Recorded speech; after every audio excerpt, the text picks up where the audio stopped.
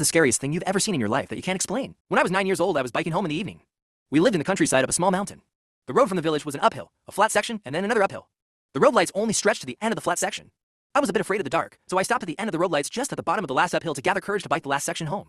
It was a partial moon, so it wasn't pitch black. At the end of the uphill, I saw a figure walking down towards me. I thought I'd wait until she got closer, as I would feel less afraid to bike in the dark if there was someone else close. But about halfway down the hill, the person walked into a thin shadow of a tree on the road and never came back out, just disappeared. I stood there for a while trying to figure out what I just saw, and then panicked and biked down to the village and stayed there until my parents came driving and wondered why I never came home. They tried to explain it with stuff like the person might have gone into the woods or something. What they didn't disclose, though, out of fear that I'd never dare to bike home again, was that my father had seen the same thing walking home from work. He had seen her clear as day, walking down the hill for a while. When he looked down for just a second and looked up, she was gone, and there were no footsteps in the fresh snow.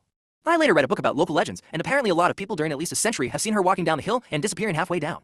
My youngest daughter loved the story, so we've been on ghost stackouts, where we buy pizzas and snacks and hang out at the bottom of the hill, listening to the Ghostbusters theme song and try to see the ghost.